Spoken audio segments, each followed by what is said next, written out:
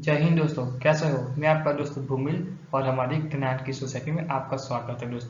दोस्तों आज मैं आपके लिए नया टॉपिक लेके आया हूँ। टॉपिक का नाम है types of bank account. Bank में कितने प्रकार के अकाउंट होते हैं और उनमें से हमारे लिए कौन सा अकाउंट ओपन कराना जरूरी है। दोस्तों आजकल सब लोगों के पास पैसा होता है, वो अपना पैसा लेके जाते हैं बैंक में, लेकिन बैंक में इतनी प्रकार के अकाउंट होते हैं कि वो उनको पता नहीं चलता कि वो अपना पैसा कहाँ इन्वेस्ट करे, अपना बैंक में कौन सा अकाउंट ओपन करें। तो कोई बात नहीं दोस्तों, इसलिए आज मैं आपका ये टॉपिक लेके आया हूँ और मैं आपको सारा डाउट क्लियर कर दूंगा। दोस्तों बैंक में बेसिकली चार प्रकार के अकाउंट होते हैं। फर्स्ट है सेविंग अकाउंट, सेकंड है रिकरिंग अकाउंट, थर्ड है करंट अकाउंट एंड फोर्थ है फिक्स डिपॉजिट अकाउंट। दोस्तों ये चार अकाउंट होते हैं तो सब लोग कंफ्यूज भी होते हैं और ये भी स्वाभाविक बात है। तो चलो दोस्तों आज हम बात करते हैं पहले। तो अब हम बात करते हैं सेविंग अकाउंट के बारे में। सेविंग अकाउंट यानी कि आपको नाम से पता चलता है, सेविंग यानी पैसा बचाना। सेविंग अकाउंट में आप अपना पैसा डिपॉजिट करते हैं और जब फ्यूचर में आपको पैसे की जरूरत होती है तो आप अपना पैसा विड्रॉ करते हैं विद इंटरेस्ट के साथ। जी हाँ दोस्तों, सेविंग अकाउंट में आपको इंटरेस्ट भी मिलता है। सेविंग अकाउंट में आपको इंटरेस्ट 3.5% से 4.5% आपको इंटरेस्ट मिलता है। पर हाँ दोस्तों, ये इंटरेस्ट मिलता है पर ईयर, आपको इंटरेस्ट मिलता है। दोस्तों सेविंग अकाउंट में आपको मेंटेन बैलेंस भी रखना पड़ता है। ये मेंटेन बैलेंस बैंक के ऊपर डिपेंड होता है। प्राइवेट बैंक के आप जाएंगे तो आपको ज़्यादा बैलेंस मेंटेन रखना पड़ता है। अगर आप कोई गवर्नमेंट बैंक में जाते हैं तो गवर्नमेंट बैंक में आपको मेंटेन बैलेंस प्राइवेट बैंक से कम या फिर मेंटेन बैलेंस रखने की कोई जरूरत ही नहीं होती। अब दोस्तों मैं आपको एक एग्जाम्पल के थ्रू समझाता हूँ। एक एच बैंक है, जो एच बैंक प्राइवेट बैंक है, जो आपको पता ही होगा। एच बैंक की ब्रांच है वो सेमी अर्बन एरिया में है, तो आपको मेंटेन बैलेंस 5,000 रुपीज रखना पड़ता है। अगर एच बैंक की ब्रांच अर्बन एरिया में है तो आपको 10,000 रुपीज मेंटेन बैलेंस रखने की जरूरत होती है। जी हाँ दोस्तों, अगर मैं गवर्नमेंट बैंक की बात करूँ, मान लीजिए पीएनबी बैंक है, पंजाब नेशनल बैंक, उसमें आप अपना सेविंग अकाउंट ओपन कराते हो तो आपको 3,000 रुपीज तक मेंटेन बैलेंस रखना पड़ता है। अगर दोस्तों कोई गवर्नमेंट बैंक है, मान लीजिए प्रधानमंत्री जन धन योजना, ये बैंक, उसमें आपको अकाउंट ओपन कराना है तो आपको इसमें कोई मेंटेनेंस रखने की कोई जरूरत नहीं होती। जी हाँ दोस्तों, अगर आप बैंक में टर्म्स एंड कंडीशन के अनुसार मेंटेनेंस नहीं रखते तो बैंक आप पर चार्जेस या कोई फी भी लगा सकती है। जी हाँ दोस्तों, और आपका इंटरेस्ट पर साल में 10,000 रुपीज से ज़्यादा होता है तो आपको टैक्स भी पे करना पड़ता है। दोस्तों सेविंग अकाउंट में पर मंथ आपको 3 या 5 से ज़्यादा पैसा विड्रॉ नहीं कर सकते। अगर आप ऐसा करते हैं तो बैंक आप पर पेनल्टी भी लगा सकती है। अब आप पैसा विड्रॉ करते हैं, उसमें आप अलग अलग सोर्सेज के थ्रू आप अपना पैसा विड्रॉ करते हैं, जैसे कि बैंक के through, net banking through, e wallet through.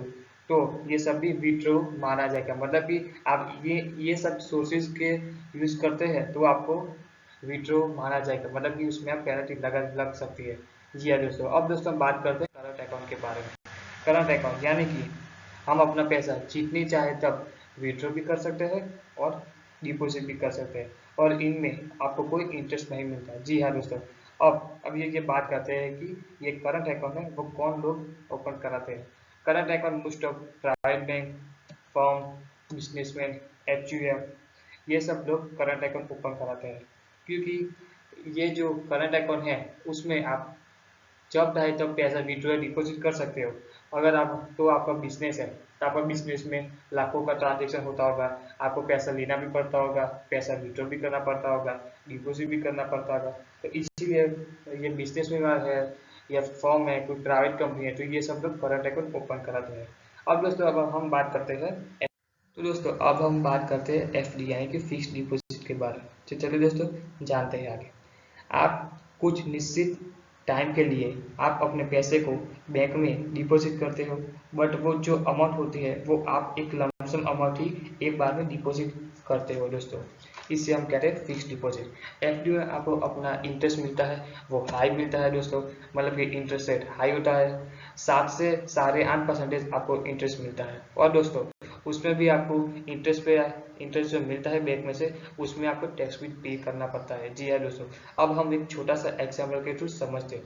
मान लीजिए आप 1,00,000 रुपीज डिपॉजिट करते हो 1 साल के लिए, तो उसमें भी हम मान लेते हैं कि आपको इंटरेस्ट मिलता है 7%। तो 1 साल खत्म होने के बाद आपको 1,07,000 रुपीज ही मिलेंगे। और हाँ दोस्तों, एफडी में भी मिनिमम 7 दिन से मैक्सिमम 10 साल तक आपको FD ओपन करा सकते हैं। चलिए दोस्तों, अब हमारा 4th नंबर का टॉपिक है रिकरिंग डिपॉजिट। रिकरिंग डिपॉजिट को हम RD के नाम से भी जाना जाता है। जी हाँ दोस्तों, अगर आपको हर मंथ आपकी कोई अदर इनकम होती है तो आपको उसे एक्सपेंस ना करके रिकरिंग डिपॉजिट में आप अपना अकाउंट ओपन करा सकते हो। जी हाँ दोस्तों, रिकरिंग डिपॉजिट आप बैंक में भी ओपन करा सकते हो या फिर पोस्ट ऑफिस में भी आप अपना अकाउंट ओपन करा सकते हो। लेकिन आप बैंक में ओपन कराते हो तो आपको हर 3 मंथ्स आप अपना अकाउंट ओपन करा सकते हो। मतलब कि ओपन मतलब आप उसमें हर 3 मंथ्स उसमें पैसा डाल सकते हो। पहले 3 मंथ डाला, फिर उसके बाद 6 मंथ मतलब कि 3, या फिर उसके बाद 3 मतलब 6 मंथ, फिर 9 मंथ्स, फिर 12 मंथ्स, ऐसे आप अपना पैसा डिपॉजिट कर सकते हो। जी हाँ दोस्तों, और जब आप बात करते हैं कि रिकरिंग डिपॉजिट में आप जब पोस्ट ऑफिस में अपना अकाउंट ओपन कराते हो तो आप डायरेक्टली 5 साल के लिए अपना अकाउंट ओपन करा सकते हो। लेकिन दोस्तों, इंटरेस्ट दोनों में सेम ही मिलेगा और रिकरिंग डिपॉजिट में आपको इंटरेस्ट रेट हाई मिलता है।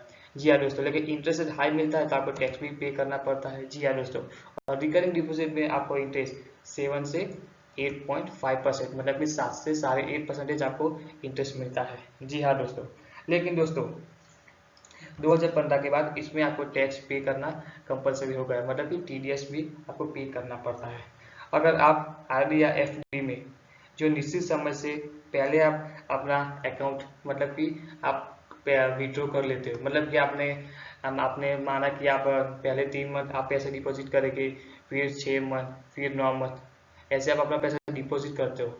लेकिन दोस्तों, आपको अब लगता है कि आपने पहले 3 मंथ पैसे डिपॉजिट किए, पर उसके बाद डिपॉजिट किए, लेकिन अब तीसरे मंथ आपने पैसे डिपॉजिट नहीं किए, तो आपको दोस्तों फिर पेनल्टी भी लग सकती है या फिर इंटरेस्ट रेट कम भी मिल सकता है।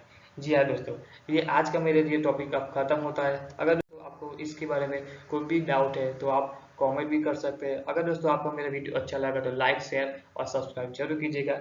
अब दोस्तों आपको ये टॉपिक अच्छा लगा तो मैं इसके बाद एक नया टॉपिक बनाने वाला हूँ कि इसमें जो RD है, FD है, सेविंग अकाउंट है, इसमें आपको इंटरेस्ट कैसे मिलता है, क्या हर मंथ आपको इंटरेस्ट मिलता है या फिर कंपाउंड इंटरेस्ट मिलता है, तो कंपाउंड इंटरेस्ट क्या है, या फिर हर 3 मंथ्स आपको इंटरेस्ट मिलता है, वो सब आप मैं इसके बाद ना वीडियो बनाने वाला हूँ। तो थैंक यू दोस्तों, जय हिंद।